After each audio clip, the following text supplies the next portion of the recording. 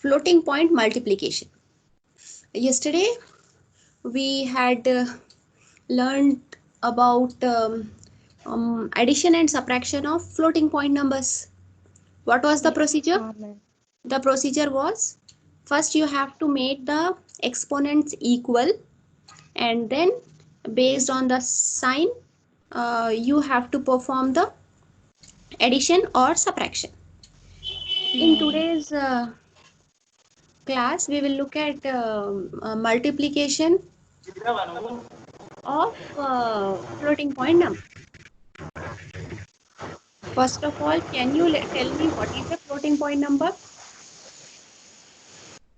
Yes, Saraswati, can you tell me what is a floating point number? A floating point number, uh, scientific representation is to have a mantissa into radix to the power of exponent. Okay, mantissa m into r radix to the power of exponent e. So what you have to do, you have to follow this procedure. This is an algorithm, multiplication algorithm. It is divided into 4 parts. So by going through, by following these 4 steps, we can perform the multiplication of floating point numbers. Moment.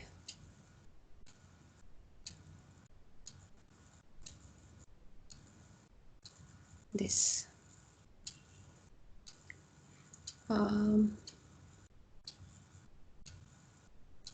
Mantissa into radix to the power of exponent. This is the representation of floating point number. This mantissa part is actually a fraction part. It will be like 5.5327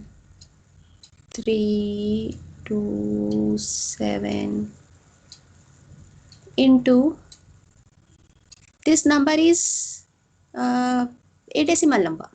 So you have to write 10 to the power of, for instance, 2. This is floating point number. What you do? You have to perform multiplication now. To perform multiplication, what is the first step? Check for zeros. If any one number is a 0, eventually the product is a 0. Second step is add the exponents. Consider that no number is 0. Both the numbers are non-zero. In that case, you have to add the exponents. You will have two numbers obviously. Here, for instance, if you have 3 and 9. 3, 9 into 10 to the power of 3. What happens here? You have to, now both the numbers are non-zero. When both the numbers are non-zero, what you can do? You can perform the multiplication. First step is cleared. Second step, add the exponents. What are the exponents? 2 and 3. This is exponent 1, this is exponent 2. You have to add them. Then multiply the mantissas. Moving on, the third step says we have to multiply mantissas. These two are mantissas. 5327 into 39. Finally, normalize the product. What do you mean by normalize the product? If you have a non-zero digit after the decimal point, then the floating point number is said to be normalized. In this case, this is 0.018.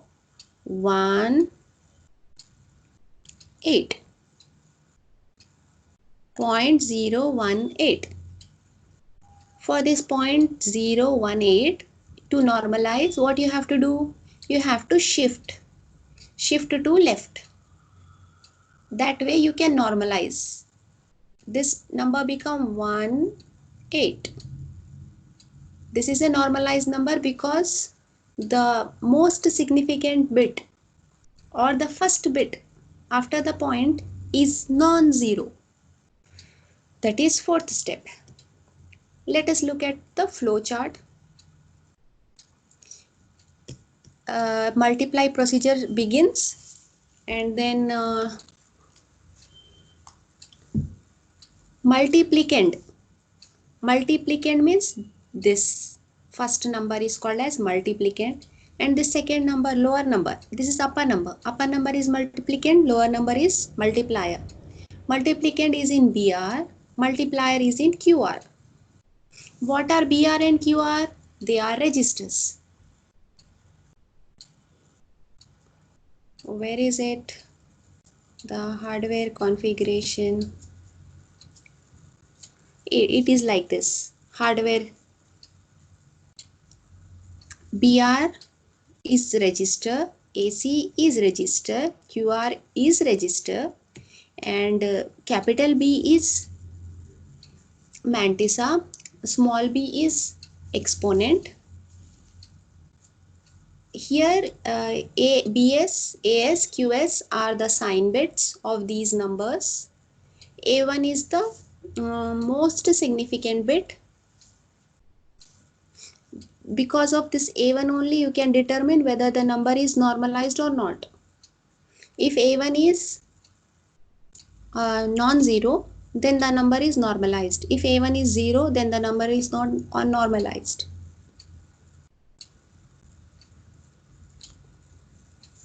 You put multiplicand, this first upper number in BR, multiplier, this lower number in QR, and you start the process. What do you do? First step is check whether BR is 0. What is BR? BR is multiplicand. Is multiplicand 0? 0 into anything is 0. So if it is 0, the result, the product of this multiplication will be stored in AC, accumulator. When BR is 0, as a consequence of that, you have to initialize AC to be 0 because the product is 0.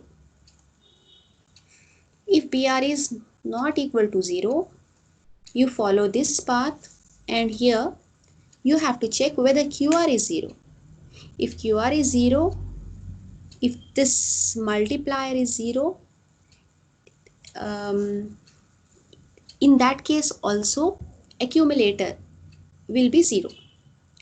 Accumulator is a register that holds the result or the product of this multiplication. So the product will be 0 if QR is 0. Consider the case when BR is not equal to 0, QR is not equal to 0.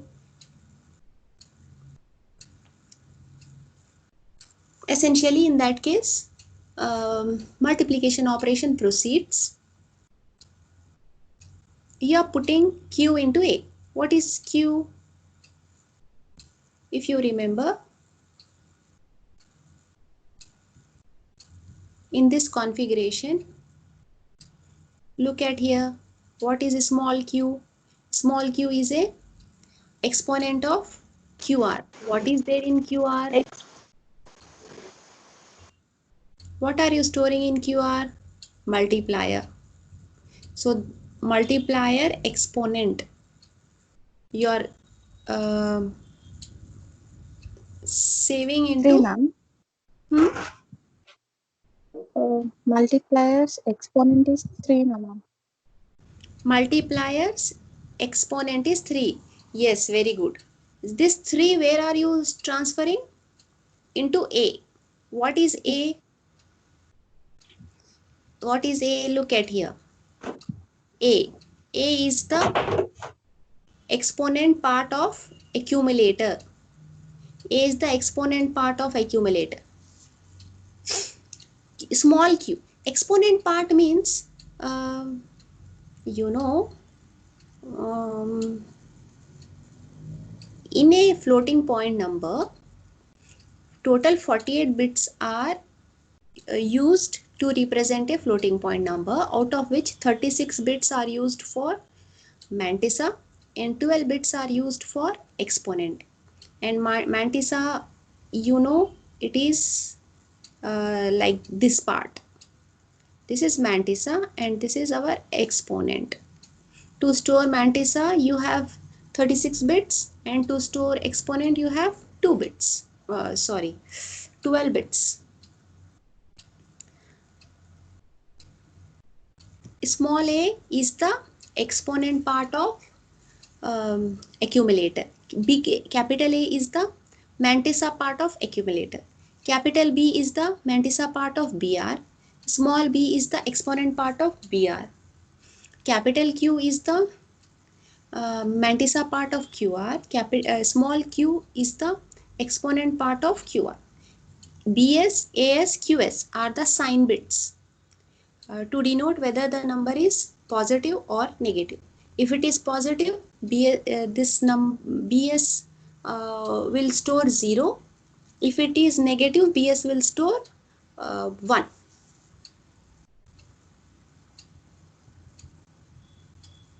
So what happens here? You are just copying this 3, which is a exponent of multiplier, into A, which is exponent of accumulator. And then you say A plus B. What is A? A is the exponent of multiplier. What is B? B is 2. 2 is the exponent of. If you look at BR, BR has further 2 parts. What are the 2 parts of BR? Capital B, small b. So small b contains the exponent of multiplicand, which is 2 in this case. You are performing addition, 3 plus 2, and storing the sum into A. And then A equal to A minus bias. In this floating point representation, there is a number called bias. What you do is, you just add bias and you subtract bias in order to avoid negative exponents. Bias must be added, or must be no, first it must be added, later it must be subtracted. Suppose to 10, if you add a value 2, later if you restore the 10 back, you have to subtract 2 again. That is this procedure. Then multiply mantissa. After you add the exponents, you have to multiply mantissa. This procedure is same as the procedure which we followed for integer multiplication in figure 10.6. I don't know how many of you remember that. We have already done it. This is 10.6. Look at here, 10.6. This 10.6 is a flowchart for multiply operation. Okay, let us go through it again. Multiplicand is in B, multiplier is in Q. They are registers. And AS is the sign bit which you obtain by performing XOR operation on QS BS. If I have to show you this, QS, Q is one register, A is another register, B is one more register. What you are doing, you are making use of this configuration for performing multiplication of numbers. And multiplier is stored in Q, multiplicand is in B. So you are checking sign bit of Q and sign bit of B, and then you are taking an XOR on both the bits, transferring the result to AS. AS is nothing but the sign bit of the product. Then QS is the sign bit of Q, which is QS XOR BS. Whatever is the XOR value, suppose both the numbers are positive, then QS will be 1 and BS will be 1.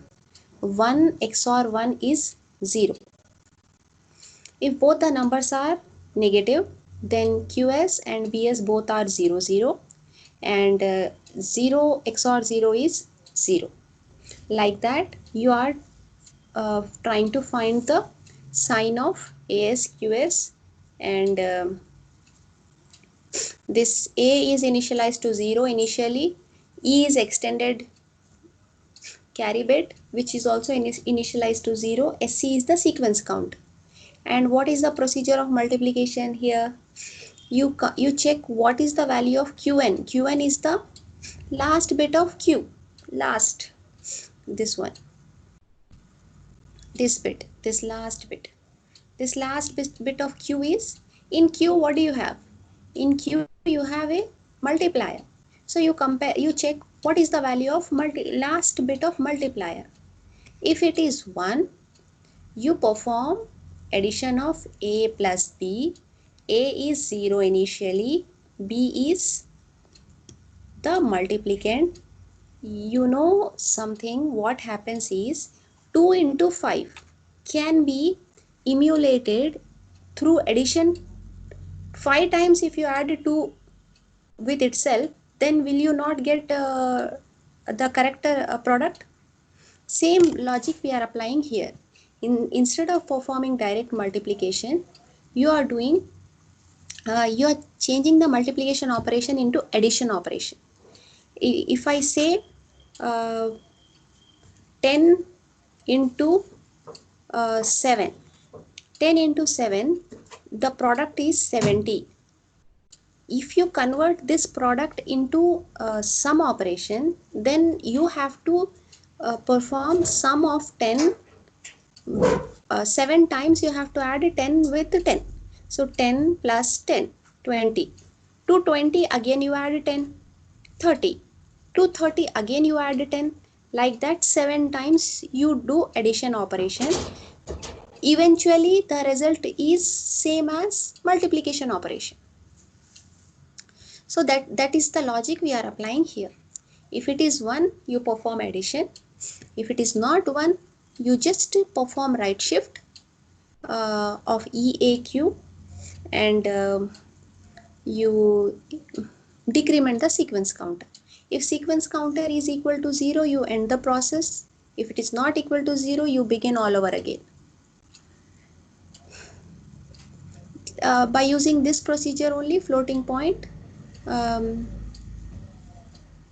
multiplication of mantisas is done. I hope it is clear. If not, you can ask me any doubts, concerns, questions. Okay, after performing the multiplication, you have to check what is the bit of A1. What is A1? A1 is the first bit. If you remember, A1 is the MSB, most significant bit. If it is 0, then the number is not normalized. If it is non-zero, then the number is normalized. You have to check. If it is 0, you have to normalize. How do you normalize? By shifting it to left. After you shift the number to left, you have to decrement the exponent. Why you have to decrement the exponent? If I say here, if I, instead of 0.39, if I say 3.9, then this value will become 2. You have to decrement because you are shifting this 3 here and putting this a decimal point like this, then whenever you are doing left shift, you have to subtract the exponent. How many positions you are shifting? So many times you have to subtract. So many bits you have to subtract. In this case,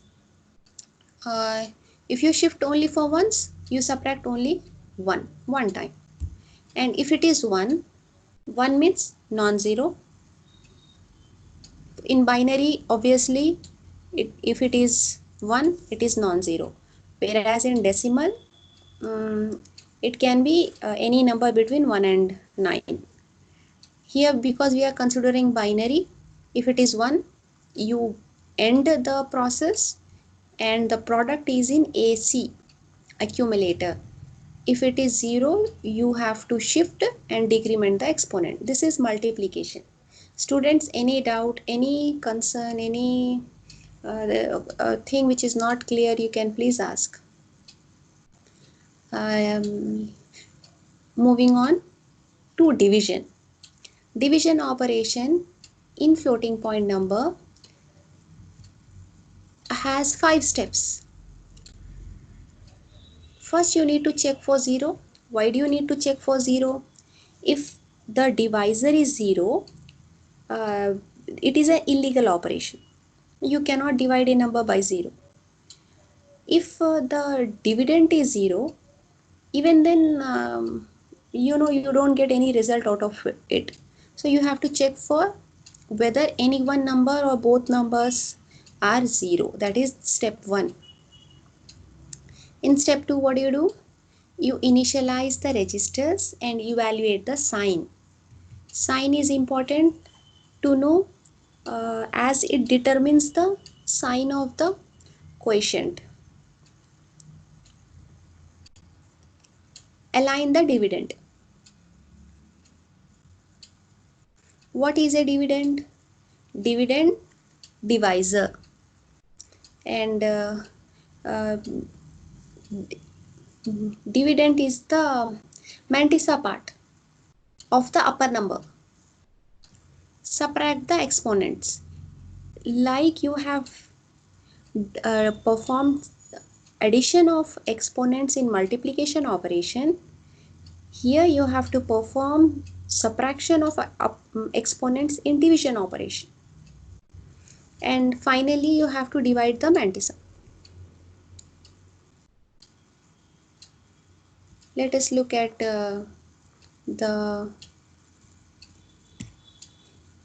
for instance, if I say the divisor is 1, 1, 0 is the divisor, and what is the dividend? Dividend is 1, 0 and 3 ones and 0 and 2 ones. Okay, so this is called as dividend, this is called as divisor. And after you divide, whatever you write here is called as quotient Q, and whatever you get at the last is called as the remainder. You are storing the divisor in BR. What is BR and AC? They are registers.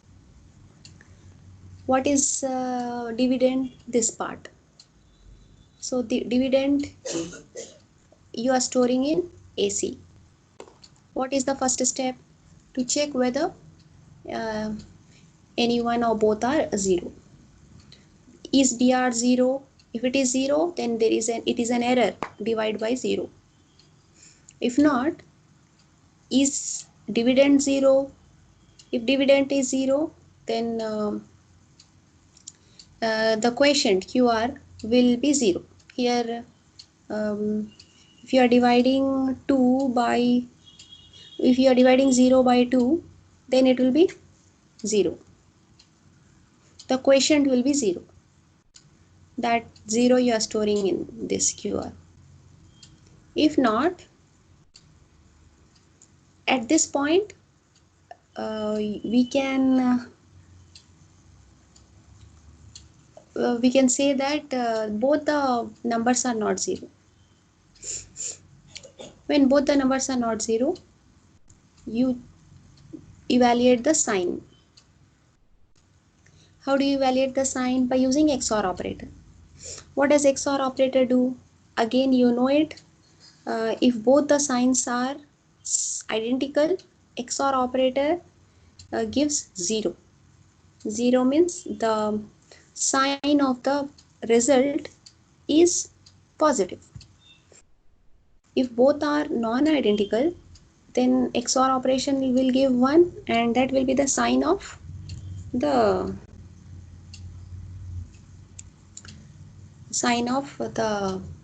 result. Q is 0. You are initializing Q to be 0, SC to be sequence counter to be n minus 1.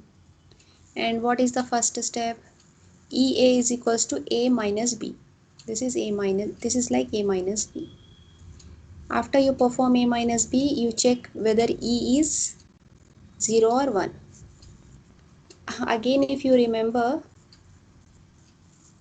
if A is less than B, then there won't be any carry. If A is greater than B, you get a carry. This is like carry. After you perform this addition operation on A and 2's complement of B, if you get a carry, then A is greater than B. If A is greater than B, you have to perform this. If A is less than B, you have to perform this.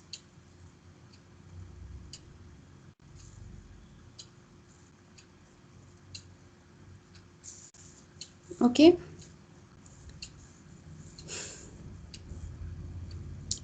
So, if A is greater than B, what do?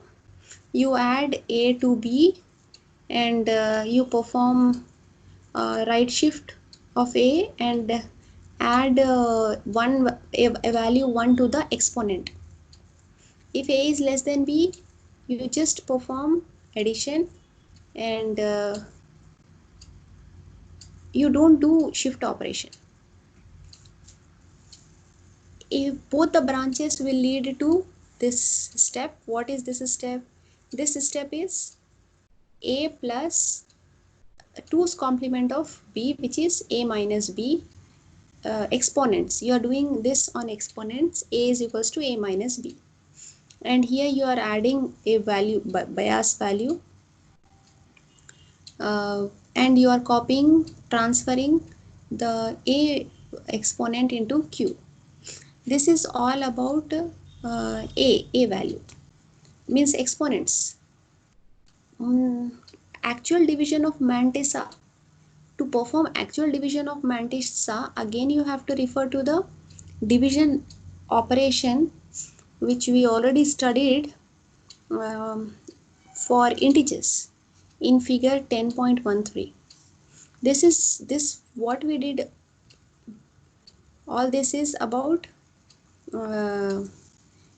exponents, for adding exponents, not adding, subtracting, because in division operation you have to perform subtraction of exponents. If you go to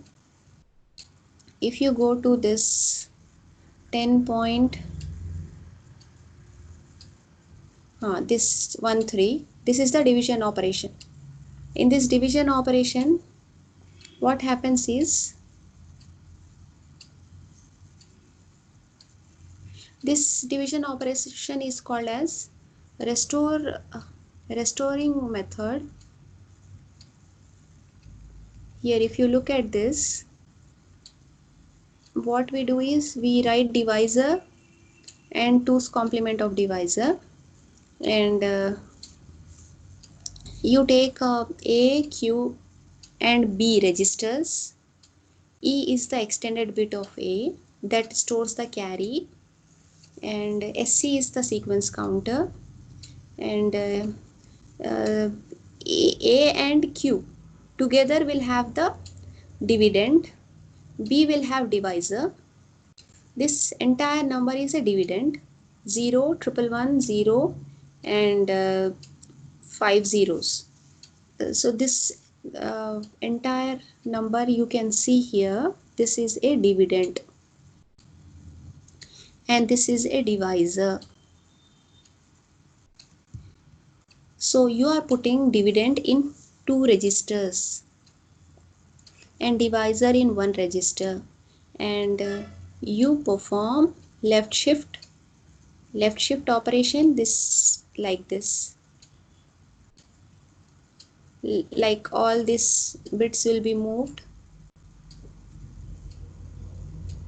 After you perform left shift operation, you add the 2's complement of B to A. It is like when you add 2's complement of B to A, it is like performing A minus B subtraction. So subtraction operation is done here. After performing subtraction operation, if the carry is 1, when you get a 1 carry, it indicates that A is greater than B. If A is greater than B, you have to set the Qn is equals to 1. Qn is this. This you have to set to 1. Earlier it was 0. Now you are setting it to 1. And again you have to perform shift left operation on E, A and Q. Look at here. What happens here? This 0 goes into E. Left shift. And also you have to decrement the sequence counter. And then after you perform left shift, you have to add 2's complement of B. If it generates a carry 1, it denotes that A is greater than B and the process continues. That is setting of Q n to 1, and then again you are performing the shift. After performing shift, you are performing again the addition of A and 2's complement of B. Now you see you got 0 as E, means there is no carry. When there is no carry, A is smaller than B. When A is smaller than B, you have to restore the remainder. How do you restore the remainder? By adding B to A. This value which you obtained after addition of 2's complement of B, you have to restore it to the previous value. What was the previous value? This was the previous value. This was 0, 1, 0, 1, 0 was the previous value. To get back to this previous value, you have to add B. When you add value B, you are getting, look at here, same previous value you are getting. This restoring is like, if you subtract 2 from 10 and you feel that 8 is not the right answer and you want to restore, means get back the previous value, you have to add 2 again to 8 to get back to 10. Same procedure is applied here. After you restore, again you start the same process, left shift, add, and whenever there is a carry 1, E is 1, you have to change the value of Qn to be 1. This is a division. Okay, this continues until sequence counter is 0. After sequence counter is 0, remainder you will find in A, this is the remainder, and quotient you will find in Q. This is the quotient. So I understand it is not very straightforward to comprehend right in the first instance. What I suggest you all is, please try to uh, solve that. Manually compute those steps. If you are able to do it, it's very well and good. Else you can always ask me if you have any doubts, any problem. So in our syllabus we have up to floating point division operation. You don't have BCD. This is not included in the syllabus. So with this we have completed our unit 3. Tomorrow we will begin unit 4. But if you have any doubts till this unit 3, from unit 1 to unit 3, you can note down today. Tomorrow we can conduct a doubt clarification session. So if there are no doubts, then I'll begin with unit 4 tomorrow. Okay, students. Bye bye.